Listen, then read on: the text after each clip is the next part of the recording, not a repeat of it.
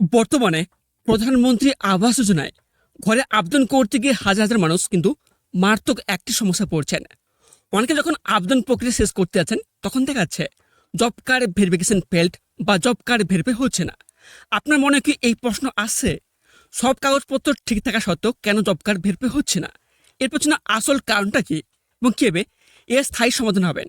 আজকের ভিডিওটিতে আমি আপনাদের একদম নতুন অফিসিয়াল পোর্টালে নিয়ে গিয়ে প্র্যাকটিক্যালি দেখাবো আপনার জব কার্ডের বর্তমান স্ট্যাটাস কী রয়েছে, কার্ডটি অ্যাক্টিভ আছে নাকি সিস্টেম থেকে ডিলিট বা বাতিল হয়ে গেছে, সমস্যার আসল কারণকে এবং সমাধানই বা কীভাবে করবেন।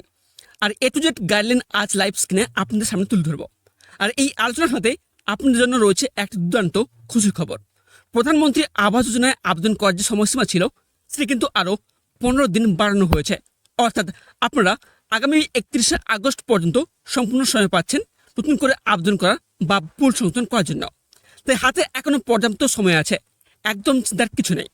ভিডিওর 1 সেকেন্ড জন্য স্কিপ না করে পুরো ভিডিওটি দেখতে থাকুন, কারণ সামান্য একটা ভুলের জন্য কিন্তু আপনার ঘরের টাকা বা লিস্ট থেকে নাম আটকে যেতে পারে। চলুন দেরি না করে মূল প্রসেসটা দেখে নেওয়া যাক।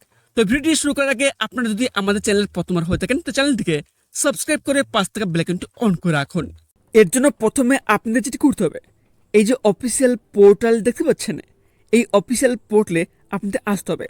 তো প্রশ্ন হচ্ছে এই অফিসিয়াল পোর্টালে আপনারা আসবেন করে। দেখুন, এই অফিসিয়াল পোর্টালটির লিঙ্ক কিন্তু আমার ভিডিও ডেসক্রিপশন বক্সে দিয়ে দেবো, ঠিক আছে? ওই লিঙ্কে ক্লিক করলে আপনার ডিরেক্টলি এই অফিসিয়াল পোর্টালে আপনি চলে আসবেন। আসার পর দেখবেন এখানে কী লেখা রয়েছে, যে government of India department of rural development. তারপর এখানে দেখবেন লেখা রয়েছে সে অফিসিয়াল পোর্টালটির নাম ভিবিজি রামজি, ঠিক আছে? তারপর এই অফিসিয়াল পোর্টালে আসার পর আপনারা এখানে নিচে আসবেন। নিচে আসার পর দেখবেন এখানে একটি অপশন রয়েছে যে স্ট্যাটিস্টিক, ঠিক আছে? এই স্ট্যাটিস্টিকের আন্ডারে দেখবেন এখানে 4টি অপশান রয়েছে। এই 4টি অপশনের মধ্যে দেখবেন এখানটায় 3 নম্বর যে অপশনটি রয়েছে MIS রিপোর্ট, এই অপশনটিতে আপনারা ক্লিক করবেন।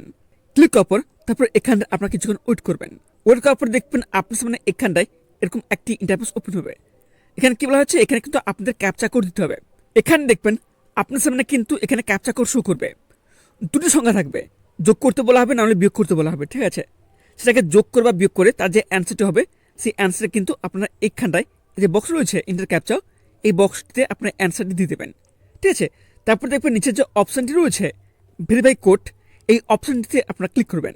এই মুহূর্তে আপনারা দেখতে পাচ্ছেন যেহেতু আমাকে ক্যাপচা কোড দেওয়া হয়েছে 29-12, তার অ্যান্সারটি হয় 17, ঠিক আছে? সেজন্য কিন্তু এখানে আমি 17 অ্যান্সারটি বসে দিয়েছে। তারপর দেখবেন নেক্সট অপশান কী রয়েছে, ভেরিফাই কোড। এই ভেরিফাই কোড অপশানটিতে আমি ক্লিক করব। তারপর এখানে কিছুক্ষণ ওয়েট করবেন। ওয়েট করার পর দেখবেন এখানে নেক্সট পেজ কিন্তু এখানে ওপেন হবে। এখানে দেখবেন ফার্স্ট অপশান কী রয়েছে, ফাইন্যান্সিয়াল ইয়ার। ফাইন্যান্সিয়াল ইয়ার কত থাকবে, 2026 to 2027, ঠিক আছে? তারপর দেখবেন নেক্সট অপশান এখানে কী রয়েছে, স্টেট নেম, ঠিক আছে? এই অপশানটিতে আপনারা ক্লিক করবেন। ক্লিক করার পর তারপর দেখবেন এখানটায় বিভিন্ন রাজ্যের নাম কিন্তু শো করবে। আপনি বর্তমানে যে রাজ্যে বসবাস করে থাকেন সেটা কিন্তু আপনারা এখানে সিলেক্ট করে নেবেন। যেহেতু আমরা ওয়েস্ট বেঙ্গলের বাসিন্দা, এই জন্য আমরা ওয়েস্ট বেঙ্গল অপশানটি সিলেক্ট করে নেব। এই জন্য আপনারা একদম চলে আসবেন। নিচে আসার পর দেখবেন এখানে কিন্তু ওয়েস্ট বেঙ্গল রয়েছে, ঠিক আছে? ওয়েস্ট বেঙ্গল অপশানটি আপনারা ক্লিক করে নেবেন। আপনাদের রাজ্যটি সিলেক্ট করার পর তারপর দেখবেন এখানটা অলরেডি কিন্তু অনেকগুলো অপশন চলে আসবে, অনেক অপশান আসবে, ঠিক আছে? আপনারা এখানে চাইলে ভালো করে চেক করে নেবেন। তারপর আপনারা উপরে আসবেন। উপরে আসার পর দেখবেন এখানটায় R1 ফার্স্ট যে অপশানটি রয়েছে বেনিফিশিয়ারি ডিটেলস, এই অপশানটিতে আপনারা ক্লিক করবেন। ক্লিক করার পর তারপর দেখবেন এখানটায় পুনরায় কিন্তু অনেকগুলো অপশান কিন্তু শো করবে, আপনারা এখানে ভালো করে চেক করে নেবেন। এখানে দেখবেন ফার্স্ট যে অপশানটি রয়েছে ক্যাটাগরি হুইস হাউসহোল্ড/ওয়ার্কার্স, এই অপশানটি রয়েছে, এই অপশানটিতে আপনারা ক্লিক করবেন। তারপর এখানে কিছুক্ষণ ওয়েট করবেন। ওয়েট করার পর দেখবেন নেক্সট পেজ কিন্তু এখানে ওপেন হবে। আপনি নিচে আসবেন। এখানে দেখবেন কী বলা হয়েছে, ক্যাটাগরি হুইস হাউসহোল্ড/ওয়ার্কার্স।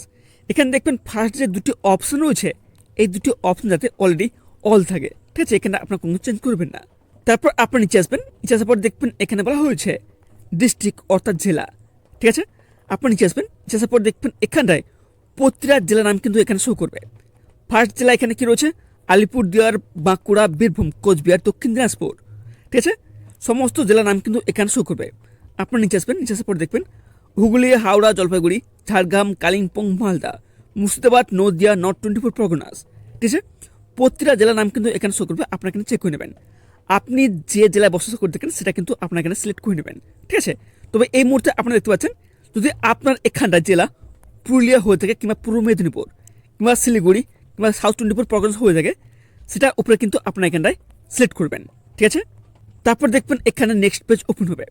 আপনার নিচে আসবেন, নিচে আসার পর দেখবেন এখানে বলা হয়েছে ব্লক। ঠিক আছে, আপনার জেলা ভিত্তিক যতগুলো ব্লক রয়েছে প্রতিটা ব্লকের নাম কিন্তু এখানে শো করবে। ঠিক আছে, এখানে দেখবেন প্রতিটা ব্লক কিন্তু থাকবে। ঠিক আছে, আপনি যে ব্লকে বাসিন্দা সেই ব্লকের নাম কিন্তু এখানে আপনারা পেয়ে যাবেন এবং সেই ব্লকের নামের উপরে এখানে আপনারা ক্লিক করবেন। তারপর দেখবেন এখানটায় নেক্সট পেজ ওপেন হবে। আপনার নিচে আসবেন, নিচে আসার পর দেখবেন এখানে কি বলা হয়েছে পঞ্চায়েত। এখানে কিন্তু আপনাদের পঞ্চায়েত সিলেক্ট করতে হবে। আপনাদের ব্লকের অন্তর্গত ততগুলো পঞ্চায়েত রয়েছে প্রতিটা পঞ্চায়েতের নাম কিন্তু এখানে শো করবে। ঠিক আছে, এখানে কিন্তু আপনার পঞ্চায়েত কি সেই পঞ্চায়েতের নাম কিন্তু এখানে পেয়ে যাবেন। আপনার পঞ্চায়েতের নাম দেখা মাত্রই ওই পঞ্চায়েতের নামের উপরে কিন্তু আপনার এখানে ক্লিক করবেন। তারপর দেখবেন এখানটা আপনার সামনে পুরো জব কার্ড লিস্ট কিন্তু এখানে বের হবে। ঠিক আছে, এখানে আপনার ভালো করে চেক করে নেবেন যে এই লিস্টের মধ্যে কিন্তু আপনার নাম কিন্তু অবশ্যই রয়েছে কিনা। ঠিক আছে, আপনাদের পঞ্চায়েত ভিত্তিক যতজনের জব কার্ড রয়েছে প্রতিটা মানুষের এখানটায় জব কার্ড নাম্বার এবং তার নাম থাকবে। ঠিক আছে, কিনা আপনারা ভালো করে চেক করে নেবেন। তবে এখানটায় আপনাদের মধ্যে নিশ্চয়ই প্রশ্ন রাখতে পারে যে এত বড় লিস্টের মধ্যে আপনার নাম কোথায় আছে, খুঁজে বার করবেন কী করে। চলুন আপনি দেখে দেয়। দেখুন, এর জন্য আপনারা উপরে দেখবেন এখানে কিন্তু একটি 3 ডট অপশান রয়েছে। এই 3 ডট অপশানে আপনারা ক্লিক করবেন। অপশানে ক্লিক করার পর তারপর আপনার নিচে আসবেন, নিচে আসার পর দেখবেন এখানে কিন্তু একটি অপশান কিন্তু আপনি দেখতে পাবেন। অপশানটির নাম হলো ফাইন্ড ইন পেজ। এই ফাইন্ড ইন পেজ অপশানটিতে আপনারা ক্লিক করবেন। তারপর দেখবেন এখানটা কিন্তু আপনার একটা সার্চ বার চলে আসবে। ঠিক আছে, এখানটা আপনার যে নাম রয়েছে সে নাম কিন্তু এখানে আপনি লিখবেন। যদি এখানে আমি উদাহরণ হিসেবে বলে রাখি, আপনার নাম যদি এখানে লিখি সমর, SAMAR, সমর লেখার সাথে তারপর দেখবেন এখানে কিন্তু এত বড় লিস্টের মধ্যে সমর কোথায় নামটি রয়েছে সেটা কিন্তু আপনার সামনে এরকম কালার কিন্তু বেরিয়ে আসবে। ঠিক আছে, তারপর দেখবেন সিনার পাশে দেখবেন এখানটায় জব কার্ড নাম্বার এখানে শো করবে।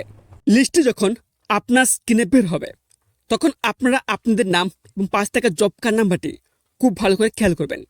এখানে আসল গুরুত্বপূর্ণ বিষয়টি রয়েছে। যদি আপনার জব কার্ডের নাম্বারের উপরে লাল রঙের স্টার দেখতে পান তো বুঝে নেবেন যে আপনার জব কার্ডটি সিস্টেম থেকে নিষ্ক্রিয় বা কোনো কারণে ডিলিট হয়ে গেছে। আর ঠিক এই কারণে আপনি যখন এই প্রধানমন্ত্রী আবাস যোজনার জন্য আবেদন করছেন বা পোর্টাল তথ্য ভেবে হচ্ছে আপনার আবেদনটির সঙ্গে সঙ্গে এরও দেখাচ্ছে।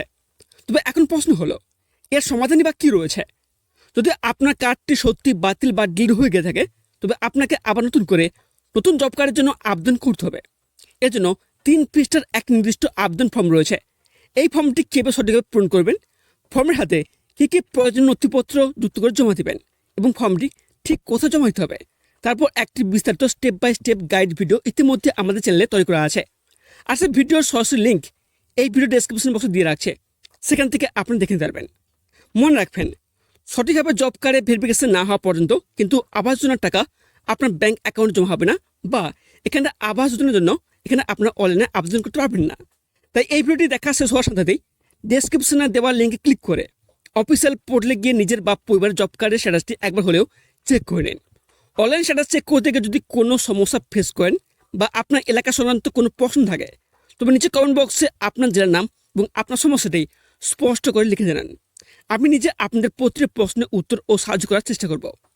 আজকের তথ্যটি যদি ভিডিওটি ভালো লাগে লাইক করে দেবেন এবং ভবিষ্যৎ সমস্ত সরকারি প্রকল্পের আপডেট সবার আগে পেতে আমাদের চ্যানেলটিকে সাবস্ক্রাইব করে পাশ থেকে বেল আইকনটি অন করে রাখুন। তো আজ এখানে শেষ করছি, দেখা হচ্ছে পরবর্তী ভিডিওতে।